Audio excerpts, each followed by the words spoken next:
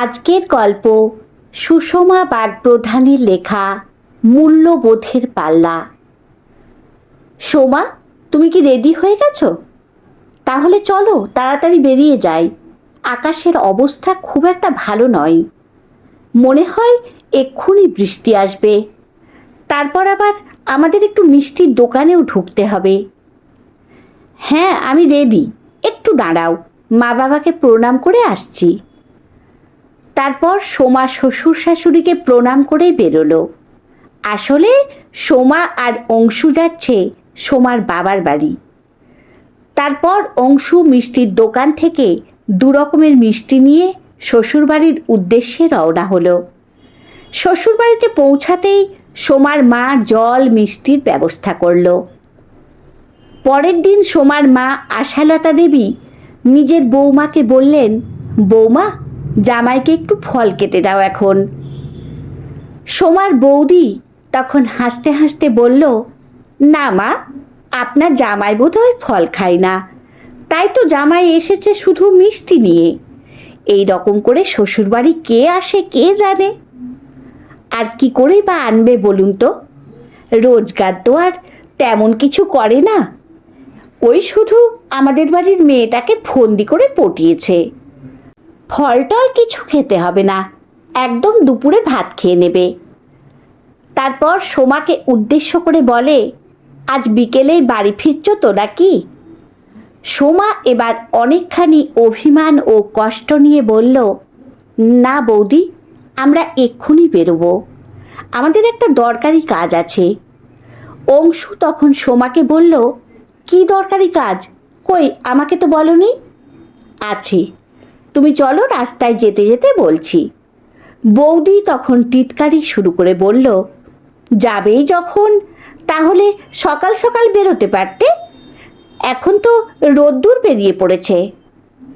অনেক ধন্যবাদ বৌদি, আমাদের জন্য এত ভেবো না, আমরা এই রোদ্দুরে ঠিক চলে যাব। আসলে আমার বরটা তো গরিব, তাই রোদ জল ঝড় সব কিছু সহ্য করা শিখে যাব। এই বলে অংশু আর সোমা বাড়ির উদ্দেশ্যে বেরিয়ে এলো। আসলে অংশু একটা ওষুধ দোকানে কর্মচারীর কাজ করে। মাসের শেষে ওই 4-5 হাজার টাকা মতো পায়। এই দাও দাও মূল্যবৃদ্ধির দিনে 5,000 টাকায় কি করে সংসার চলে বলুন তো? আসলে সোমাকে অংশুর সঙ্গে বিয়ে দিতে রাজি ছিল না সোমার পরিবারের লোক। সোমা এক প্রকার জোর করে 2 পরিবারকে রাজি করায়। আর অংশু যেহেতু মা বাবার একমাত্র সন্তান, তাই বিয়ের জন্য তেমন একটা বাধা দেয়নি। এই 2 দিন আগের কথা। সোমা যে বিছানার চাদরটা পেতে ঘুমায় সেটা অনেক পুরনো হয়ে গেছে। সোমা তখন অংশুকে বলে, একটা ভালো দেখে বিছানার চাদর আনবে তো। আমাদের এই বিছানার চাদরের রংটা কেমন হয়ে গেছে, আর এক জায়গায় ছিঁড়েও গেছে। ঠিক সেই সময় সোমার শাশুড়ি এসে বলল, বিছানার চাদরটা তো ভালোই আছে, একটু ছিঁড়ে গেছে, সেলাই করে নিলে তো পারো। তোমার স্বামীর যেমন আয় তেমন ব্যয় করো, এত লবাবি আসছে কোথা থেকে? কোনো বিছানার চাদর কিনতে হবে না এখন।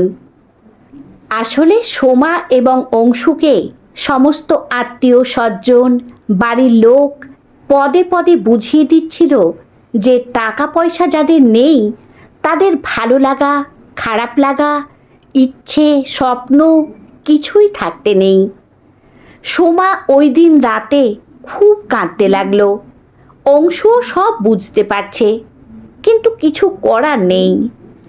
এইভাবে চলতে লাগলো বেশ কিছুটা সময়। তারপর ভগবান মুখ তুলে চাইলেন অংশুর প্রতি। অংশুর এখন নিজের একটা ছোট্ট ওষুধের দোকান আছে। দোকানে ডাক্তারও বসে, আয় ইনকামও বেশ বেড়েছে। এখন অবশ্য শ্বশুরবাড়ি গেলে শুধু ফল মিষ্টি নয়, প্রয়োজনে বাজারে সেরা মাছটা নিয়ে যায় শ্বশুরবাড়ির জন্য। যে বৌদি একটা সময় টোন কেটে কথা বলতো, সেই বৌদি এখন বাড়িতে গেলে কোথায় বসতে দেবে খুঁজে পায় না। জামাই আদর হয় রাজার মতো। ছোটোখাটো সুবিধা অসুবিধাতে ওষুধ লাগলে ফোন আসে জামাইয়ের কাছে। আর অন্যদিকে যে শাশুড়ি সামান্য বিছানার চাদর নিয়ে অনেক কথা শুনিয়েছিল, সোমার সেই শাশুড়িকে একসঙ্গে অনেকগুলো বিছানার চাদর কিনে দিল, যাতে করে 1 সপ্তাহ অন্তর একটা করে বিছানার চাদর পরিবর্তন করা যায়। এখন সোমা এবং অংশুর প্রতি আত্মীয় স্বজনের ব্যবহার দেখার মতো। আজ যেন সোমার সমস্ত স্বপ্ন পূরণ হয়ে গেছে।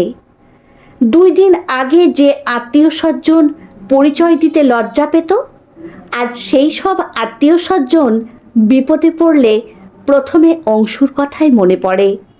সময় কি পরিবর্তনশীল, তাই না? আসলে কি জানেন, আমরা যতই বলি জীবনে সব কিছু টাকা দিয়ে হয় না, আসল সত্য হলেও টাকা থাকলে জীবনে এমন অনেক কিছুই পাওয়া যায় যা আপনি কল্পনাও করতে পারেন না। তাই সম্মানের সঙ্গে মাথা উঁচু করে বাঁচার জন্য টাকাটা খুব বেশি প্রয়োজন।